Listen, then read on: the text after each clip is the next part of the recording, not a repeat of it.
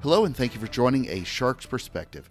Quite simply, most brands are not recognizing, and I mean truly recognizing, the appetite of the consumer today. And does your customer experience and digital experience reflect that kind of recognition? Are you pushing your brand messaging, or are you pulling your consumers in with what they want? It's a major challenge that many are facing, and the high fashion retail business is one of those industries as well. Amy Riordan is the Chief Experience and Marketing Officer at Curetê, a high end apparel and fashion retailer, and she's a subject matter expert at brand strategy, marketing, and customer and digital experience. And on this episode, we'll discuss the world of high fashion, the importance and evolution of the digital experience, and viewing that as a differentiator, the appetite of the consumer, partnerships with influencers, and most importantly, the need for more fabrics and prints with sharks on them. So let's tune in to a marketing fashionista with a high fashion shark on this episode of A Shark's Perspective.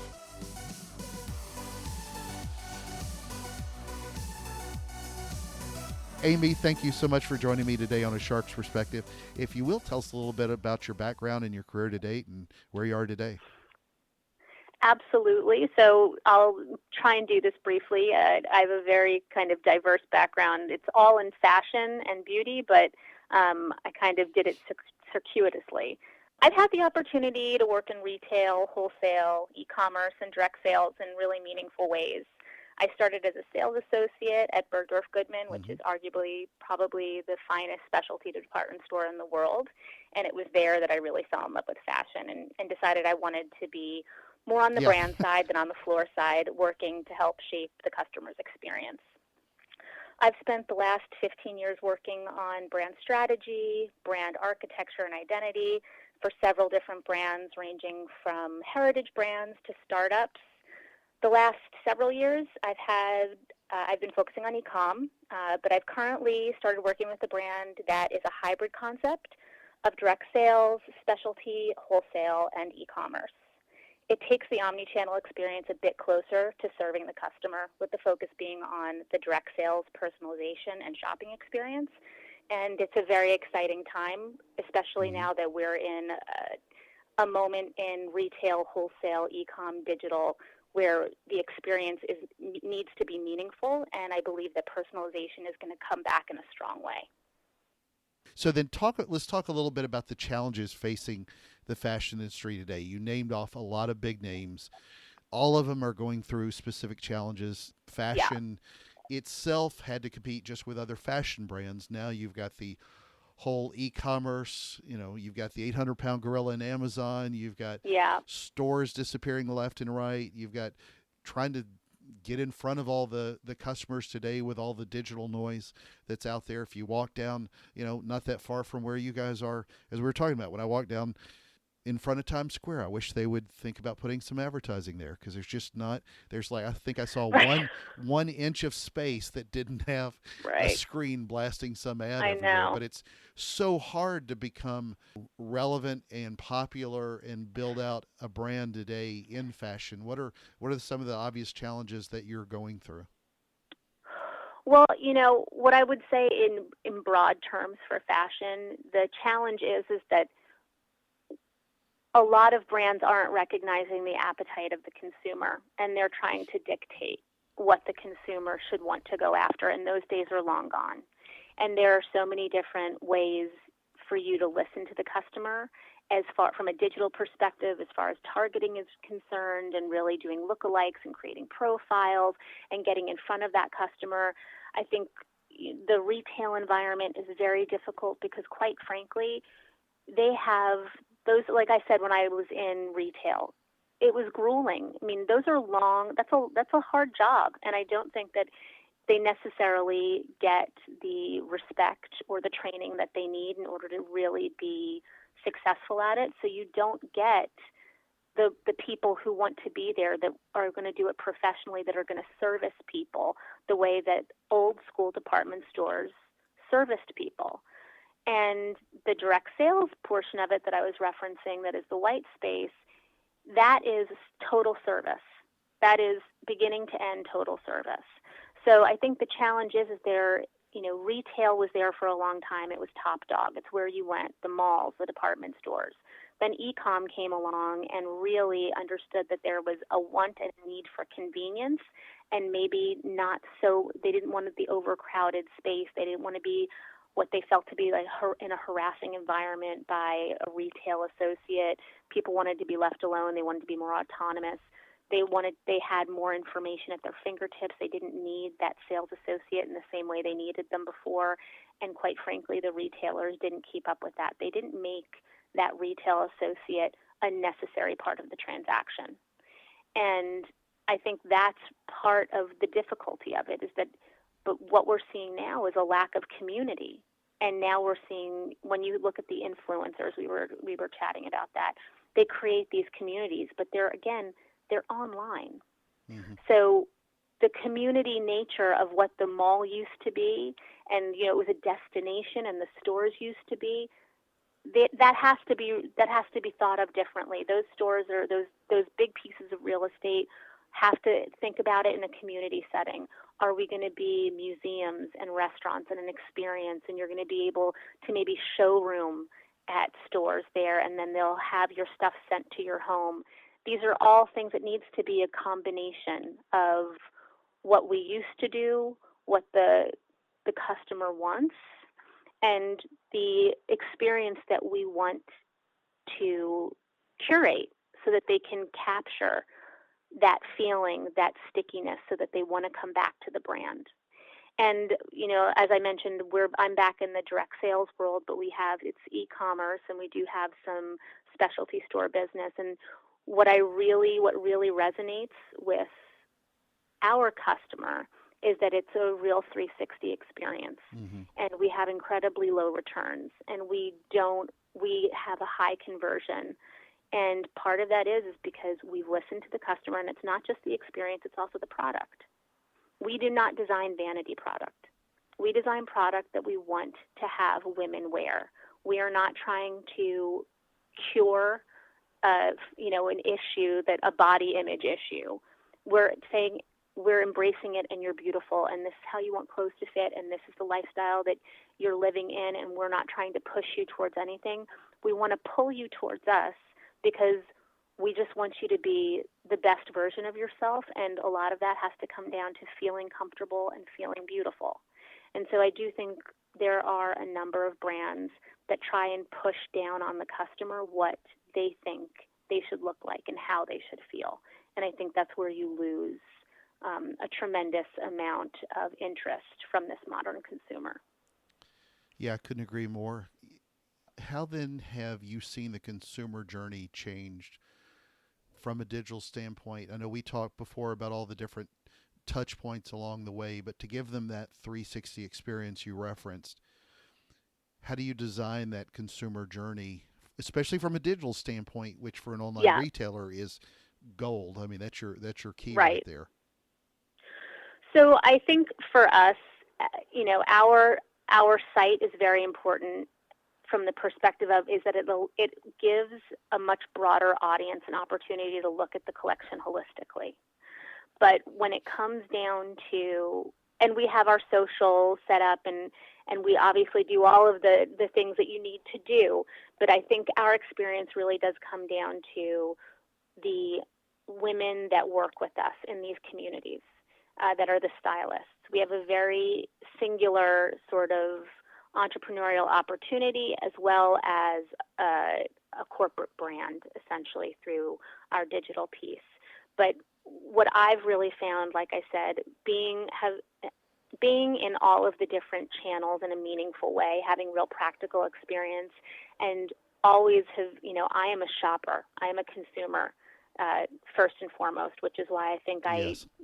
I have a tendency to have a good track record with identifying how to relate to the consumer that we are looking for, and the one that I know is looking for us but may not know how to find us.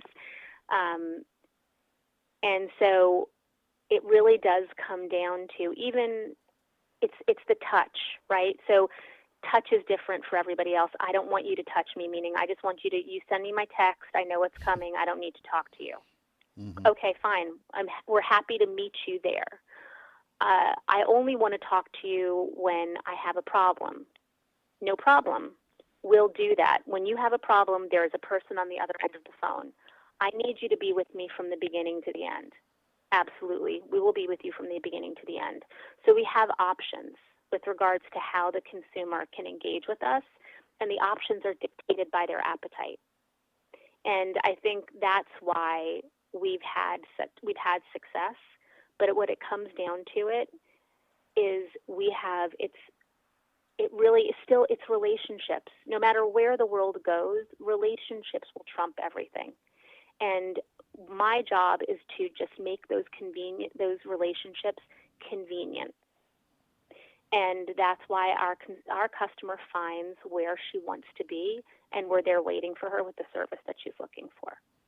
So is a lot of that convenience then, kind of unpack that, if you will? Is it more from personalization? Is it more from... Well, I would say the convenience, yes, it is personalization. It is a matter of responding to the experience that particular customer wants. Now, we have a brand experience that we stand behind that we will not change, and that's from the perspective of there's a standard that we live by, and a quality standard that we have, and there are messages that we will consistently deliver. Within that framework, which is all of those standards are incredibly high because we believe in one-on-one service. And at our particular price point, we believe that is an expectation.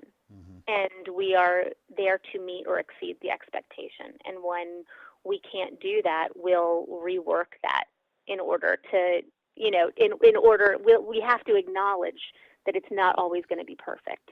And so when I say convenient, if it's a matter of we want to deliver what you're expecting, if not better. So communication is important to us. And for us in the direct sales piece of it, our communication, our first, we have an army on the ground, an army of women that are loyal to their customer first and foremost. It is not to their brand, not to this brand. And that, I think, is incredibly important for anyone who's trying to get in front of the consumer, because there's a level of trust and credibility that those women have that no brand that's coming out and talking about themselves could ever possibly generate. Then how do you approach omni-channel? And the reason I ask this in particular is you got so many different pieces of fashion. You've got so many different customers. Each one wears those differently. And there's just such a mixed amount of massive noise for all brands out there. How do you sort of omni-channel that messaging so that they're getting one clear view of the message that you're trying to tell? So I think, we have a little tagline that we use in a lot of our copy, and it's, we believe that our clothes should look better on you than on the hanger. And for our target market, that's very important to hear. It is less about our image as a brand and more about how you feel about how you look once you put the clothes on. Mm-hmm. Because fashion is not fashion, style is not style until it gets on the body of the person that's wearing it and they decide that they love it. That's when, I'm a strong believer in that. This is this industry can be a little pompous. And really? We think that when we make something, then all of a sudden it's important. And I am a strong believer in no matter what industry you're in, it is not important until the customer says it's important. You are not a brand until the customer decides you are a brand. You are just a product or a service. And so for me and for our company, it really does come down to our message is clear. You're more important than we are. And we know that you can go someplace else. And all we want to do is provide you with the opportunity to feel and look the best that you can and understand that our clothes are inspired by you. And that is the truth, because we are so close to our sales force and we are so close to, and a byproduct of that is that we are closer to the consumer. When we have one of our entrepreneurs come to us and say, Mary used to, loved the fit of this, but she'd rather not have belt loops on it. And we go out and we say to a number of the other people, guys, is this something that's a real problem? Like, do we have an issue there? It's not a matter of what you would do with a retailer where you made a mistake on a collection or a style and you see it because it didn't sell through. We get real-time feedback, and we also have these women that are dedicated to make the clothes work not for us, not for the brand, for their customer. So if their customer falls in love with something, they've got to tailor the next day. Mm-hmm. There's something about this she loves, and I'm going to make it right. So there is a different level of service and commitment that a lot of brands don't get to experience, even if they have their own brick and mortar. Agreed. Because our women and our men, I mean, don't have very many men, but we're looking for them. They are, again, it is customer first, and that's what so many brands are trying to be, and just can't do it. Look, if you're looking for a fashionable shark that wears an extra large, maybe with some, some sort of fish print, I'm your guy. Yeah. So, but, when we get into men's, you will be the first guy that I reach out to. Perfect. So one of the important things I know, and all joking aside, because I shop at the worst retailers on the planet, anything named Outlet Mall or Barn or Express. But one of the important things I think, and I don't want to make a sexist statement, but it's important for women especially as a broad group, emotion in their fashion. Yes. And that's an important thing to you. So how do you cultivate creating an emotional feeling and touch point for a fashion brand? Well, I think, again, that's emotion is so important because fortunately or unfortunately, fashion delivers highs and lows for people personally. Mm-hmm. It can make you feel beautiful. It can be a chore. It can be something that absolutely causes you stress. It can be something that you look to that lifts you up. It can be an obsession. So all of those things, obviously, you have to acknowledge when you're introducing a product mm-hmm. to the consumer. And depending on how you're positioning it to that audience, you have to somehow connect with them in that way. There's got to be something that touches on all of those pressure points. So specifically when we're doing product knowledge or we're writing descriptions for the product, we try and do our best to pepper in romantic copy that speaks to the emotion of the product. It's not specific. It's not just the details. We have a drop down. You can get all of the down and dirty details when it comes to the product, but it's the acknowledgement of the feelings mm-hmm. that you have as a shopper when you're looking to purchase something, whether it's for a party, whether it's for a solemn moment, but to acknowledge this is where this can travel with you. This is how you can feel in it. And again, with our sales force, this particular sales force, they are so thirsty for all of that kind of information. All of the ways that they can meet their customers, not to meet an objection, but to meet them with an opportunity of how this can make you feel. It's all very important to us. And part of the feeling does come from the level of quality that we are absolutely committed to. Our fabrics are all from either France or Italy. If we do, our denims are from Japan and Italy. If it's got to be an important fabric. And when I say important, it's not just for vanity's sake. It's got to be quality. It's got to be durable. It has to be beautiful, but a beautiful that can be lived in. All of the trims have to be just so. We fit and refit on a person. We drape on the body. We don't do it digitally because that is not, the perfect storm for a fabulous fit. All of our stuff is made in America, which is also very important to our salespeople. And those are all of the things that we tap into. I think they, as a byproduct of all of the time and care that we put into the product and how we are so emotionally connected to their needs, they can very easily address their customers' wants and needs and get in front of them. That's how wonderful these women are. They get in front of the customer. They are already trying to address issues that may have come up 3 months ago, the last time she came in and spent time with them. And that's how they look at it. Each appointment is a visit. It's not a hard sell. And there's nothing better than that for somebody who is looking for that one-on-one experience that's not pressure-filled. It's never a pressure cooker. So I also don't want to lump in women all into only one group. It's like saying age and gender. Yeah. But are you seeing a large variance across? I mean, obviously you're a higher end fashion brand, so that's generally going to skew more towards, not an 18-year-old who doesn't have any Right. money who lives with their parents. But yeah. Are you seeing a large variance, though? Because we have seen big demographic shifts with the different generations. Are you starting to recognize that is in a difference of how your customers' age groups, and again, I don't want to lump everybody into Gen Z, Gen Y, or Gen X or anything else, but are you seeing that differentiate amongst the different age groups? So a motto of mine has always been, it's not about age, it's about taste level, and it's about expectation. So when I'm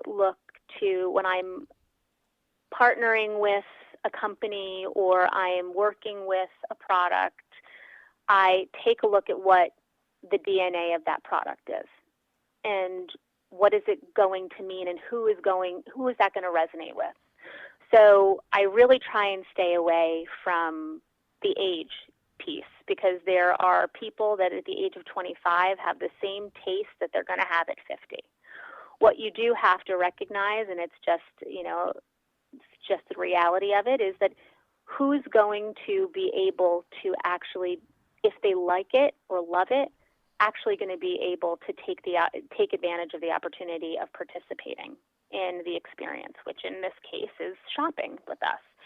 And I do think, again, not to lump all together, but there is a huge part of the population that somehow gets overlooked, and not because of anything other than the fact that we've got a current obsession with millennials, right? And understandably so.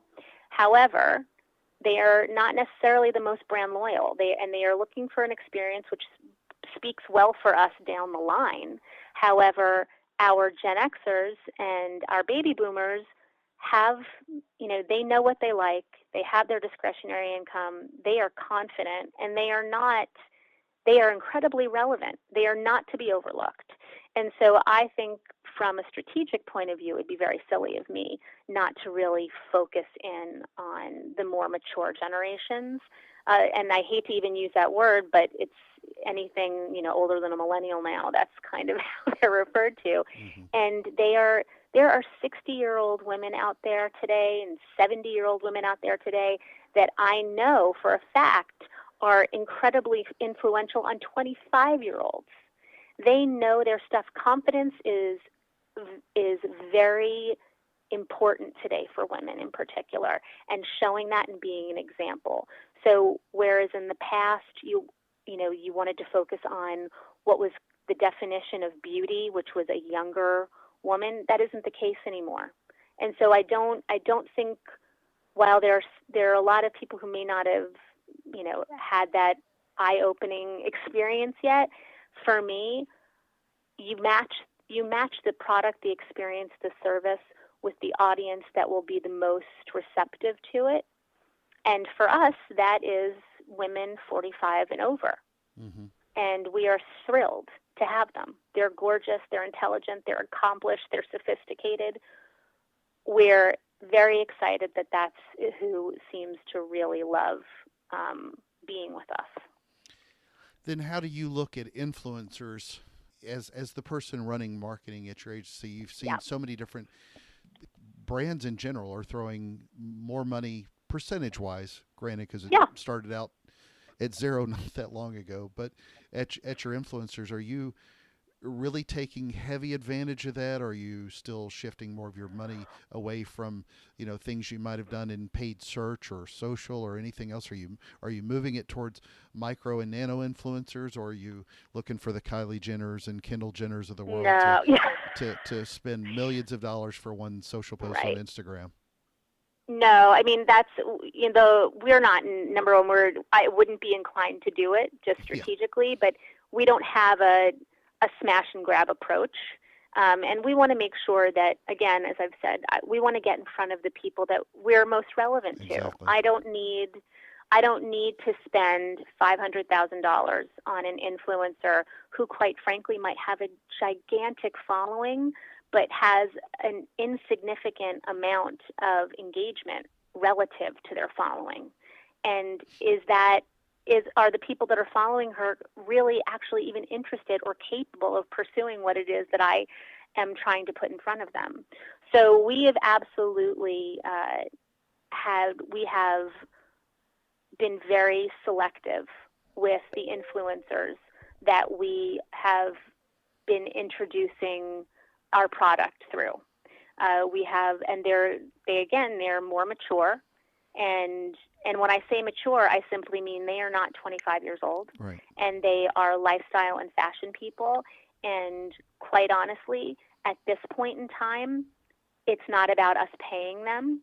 We only want you to say something about our clothing if in fact you really like it, because there are too many paid advertisements, and I think it's a very intelligent person today who's going through their feed and seeing, hashtag paid or hashtag advertising.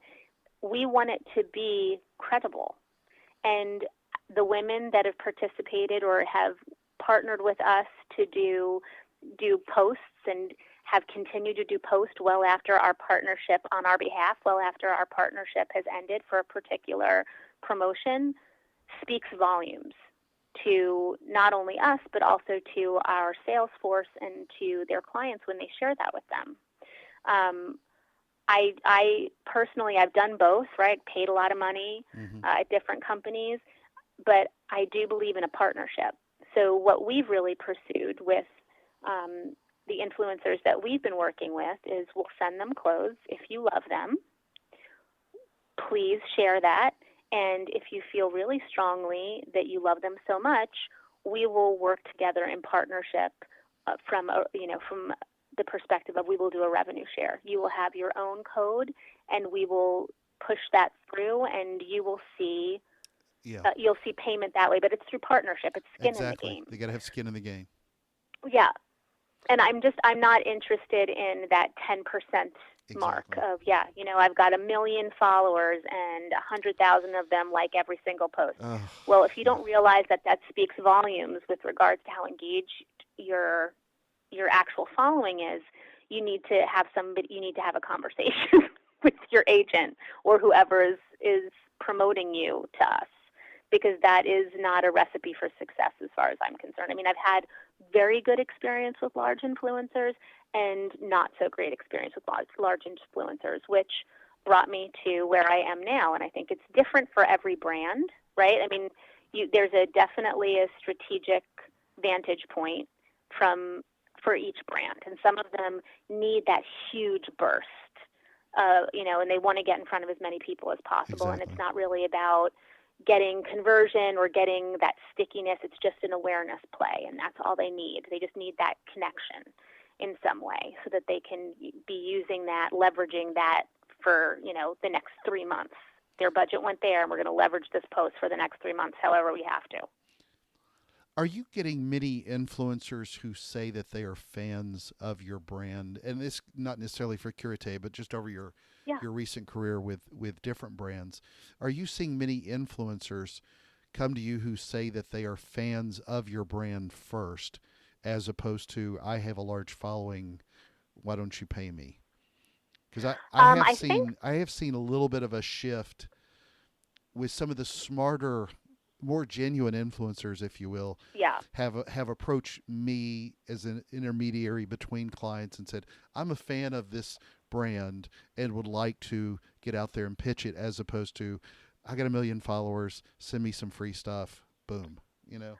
Well, I mean, we definitely have been approached, right?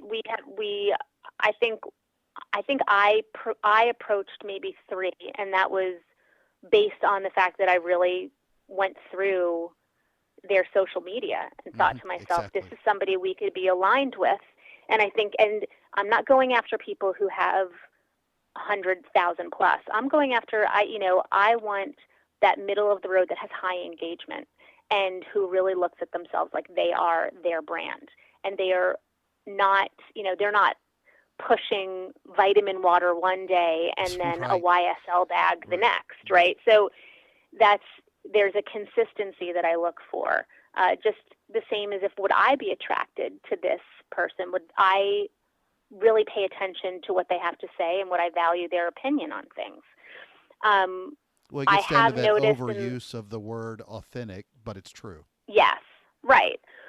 But there are a lot of them out there, and you're seeing, quite honestly, just coming back to what we talked about before, this more mature generation that is now becoming much more familiar and comfortable using social and not just posting pictures on Facebook, but actually using social media and Instagram to share their point of view, their perspective, their experience, their taste, all of these things that are more sophisticated, right? As opposed to taking, shots in the mirror of the new lip gloss. These women they're aspirational.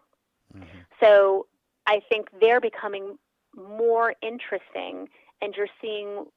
I find, particularly with what we're doing, that's my audience. That's who I'm looking for, because this particular pocket can influence up and influence down from an age range. She's aspirational for the younger women who are growing into that world, and she is somebody that might be a bit higher in the age range to look to and be like, oh, that's still cool, great, fantastic. I'm cool. I'm good with it then. That keeps them a little bit more connected. And I do think that we've had people come to us and we've gone out to people, but I think that they are getting smarter. And I think the smarter ones, again, are these slightly more sophisticated group of influencers who recognize this not as a quick way to get famous or make money, but this is a revenue stream for them. And Exactly. if they approach Exactly. it like a business, then they've got longevity, and they've got, they can grow over time, and they can stay true to the people that are their audience, and they can grow their audience that way. And I said, I had some bad experiences, which is why I said, I had one influencer many years ago, and we paid her, in my mind, for what she did, an exorbitant amount of money. And she kind of didn't do what she was supposed to do, but she was posting all day that day. Not posting my stuff. She was posting herself going and buying shoes with her friends. And I reached out to our PR company, who reached out to her management team, and I said, I don't understand. This is a business. She's getting paid. I said, don't you coach them in any way? Because she's not smart enough not to be posting everything that she's doing while she's telling her agency she's, on a business call. She's at the shoe store. She just Mm-hmm. posted it on her account. It's $20,000. That's not something that I'm not gonna follow up on. That was one Yeah. of those, which I think. And then I also had a wonderful. She's a very big influencer, and now she's got her own collection of clothes, and she does really well. And she was completely professional. From all of her photographs were beautiful, her comments were beautiful, and you can see why she blew up into something else, because her mindset was, this is an opportunity to build a brand beyond just pictures on Instagram. And she had a goal. Yeah. To your point earlier, I mean, one of the recent studies I read was that I think doctor was the number one profession to aspire to, something like 20%, and then 1% or 2% underneath was social media influencer and YouTuber. So, to your, and that's what the youth is looking at. But to your point about a revenue stream, it would make a lot more sense for a doctor who's achieved something, and doctor's not the best example, but Right. who's built that credibility over some amount of time. It doesn't have to be a 20, 30-year career, but they can become they leverage their influencer capabilities as well. And that's where they're really building that initial trust, other than just being an influencer. And that's to me a lot of the part that with influencer marketing that's failing is people don't spend enough time building up trust and putting that in all capital letters, and that's sort of getting missed as far as like, know, and trust. Everybody's focusing on the know and a lot of the like, but not the trust, and that's unfortunate. Well, I think also because it's become so crowded, the novelty of being an influencer, of having the ability to create something visual that's arresting, has become a bit more common, right? So not what used to be visually stimulating isn't as visually stimulating. So now there's got to be some element there that introduces a level of sophistication and credibility. Mm-hmm. And I think that's what this next and this newer generation of influencer is doing. Yeah. It's and I think a lot of that is either it's based on life experience, or they're really treating it like a business. It's not. This isn't just me taking a picture of myself on the beach. This is a story. Yeah. I have a story that's coming. The kids today. I feel so old now, and I'm not that old. I know. Well, me too. So we talked a lot about the different messaging and about how you built loyalty, but really let's focus in on how do you build a community of people that want to invest, not only in buying the clothes, but also invest in the idea of the brand and what Curetê is. So community is a word that's being thrown out a lot and around a lot in the social arena, and trying to create communities in pods in different cities from brand points of view. Mm-hmm. And I do think that there's a big difference between the lip service and the practice of it, and really understanding how to create a community. And communities really are generated out of trust. And you need to really connect with people and not speak at them, speak with them, listen to them, hear them, respond to them, react to their points of view. Because if not, you're not creating a community, you're creating a bubble. And what we do at Curetê is our practice is really to listen, and we pay attention on a daily basis. And I know that that's a luxury big brands may not have, because they have, they're leveraged in so many different directions. However, I think newer brands that are born out of servicing the customer understand that trust is so integral to their growth. And again, a way to establish trust is reacting to, the hard comments, right? The hard critiques, and either standing behind what you do, or saying we can do it better, or how do we do it differently? And I think that's how you get people connected to you. The fact that they know that you're listening and you're responding, whether they like your response or not, that you've acknowledged them, and that you've acknowledged them because you want them to stay with you. And I think most marketers know this, is that, your biggest complainer can turn into your best advocate if you pay attention to them. Even if they don't get the outcome that they're searching for, you acknowledged them, you heard them, you treated them with kindness, and you moved on. That's what we practice. And hopefully you move on together. Yeah. Well, Amy, you're on a shark's perspective. Do you have any fabrics or prints that have sharks on any of them at the store? We don't, but I feel like we need to get into the aquatic theme. You do. It is, I'm sure, and it feels pretty seasonless to me. It does. There's got to be some fin out there. Exactly. Kenneth Kinney is the next designer for Curetê. There we go. Guest designer, the shark. There you go. What is your favorite kind of shark, and why? The zebra shark or the whale shark. Oh, I have a little boy, so I know all these sharks. Okay, perfect. I think it's the zebra shark, because they're very friendly. So, Amy, it's that special time in the show. Are you ready for the 5 most interesting, important questions you're going to be asked today? Absolutely. All right. In store or e-commerce online? E-commerce. Okay. Bryant Park or Central Park? Bryant Park. Yeah, kind of figured that. Dresses or pantsuits? Dresses. Hillary Clinton would be upset with that one. So, Fashion District of New York or Upper East Side? Huh. Do I want to live there or do I want to play there? I guess Yeah, it's that's true. yeah. So I'm going to say Upper East Side. Kind of where your Just heart because is, the fashion you know? can be crowded. Yeah, Yeah. that's true. A little crowded.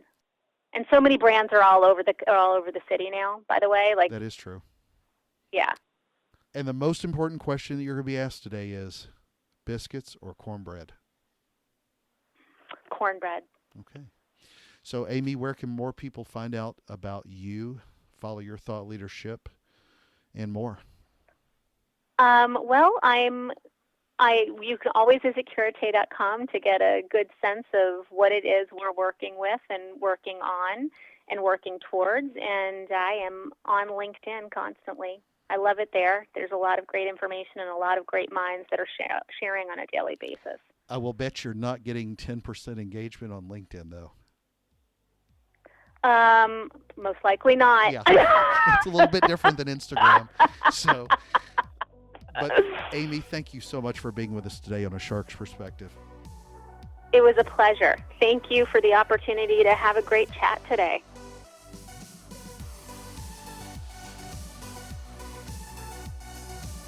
So there was my conversation with Amy Riordan, the Chief Experience and Marketing Officer of Curetê, a high-end apparel and fashion retailer, and she's the subject matter expert at brand strategy, marketing, and customer and digital experience. Let's take a look at 3 key takeaways from my conversation with her. First, Amy fantastically said, and I quote, "A lot of brands aren't recognizing the appetite of the consumer, and they're trying to dictate what the consumer should want to go after, and those days are long gone. And there's so many ways for you to listen to the customer from a digital perspective." Such a great point. Brands must rethink the community setting. And as she said, it's a combination of what we used to do, what the customer wants, and the experience that we want to curate so that you can create an experience that brings those customers and your community back. It's another reminder that brands should not simply push you towards things, but instead take the approach of pulling your customers into you with what they want. Second, I applaud the way this C-level executive thinks about branding. She makes a bold statement when she says, it's less about our image as a brand and more about how it looks on the customer. When they decide that they love it just because you have a product, it's not important. She said, and I quote, "You're not a brand until the customer decides you are a brand. You are just a product or service." She further said, "Our message is clear. You are more important than we are, and we know that you can go someplace else. And all we want to be able to do is provide you with the opportunity to help you feel the best we can." Wow. If only everyone would approach it this way. When you're closer to your customer, when your sales force is closer, when your digital experience is closer to what the customers want, then that's where you're going to succeed. Third, influencers and the need for partnerships with brands and influencers must be credible. As she said, it's a very intelligent person today who is going through their feed. You know, I get pitched all the time on my own show with influencers who have X number of followers. That's great, but you've got to remember with influencers, it's more important about their level of influence than the number of followers, especially when there are other ways to connect with an audience on a larger scale. And there are a lot of other influencers out there. So not every influencer will have an affinity beforehand with your brand, but it really helps. And influencers have to be careful that they don't turn into some sort of NASCAR race car littered with 50 plus logos stickered on the hood. With influencer marketing, it's still like, know, and trust. Never ever discount what trust means in that equation, especially when working with a brand. We throw around authenticity way too much, but it's reflected in a lot of those partnerships. Got a question? Send me an email to kenneth@asharksperspective.com. I just want to say thank you to everyone. So as Amy's mom said, if you don't know what you want to do, you at least have the clothes when you decide what it is you want to do. So join us on the next episode of A Shark's Perspective.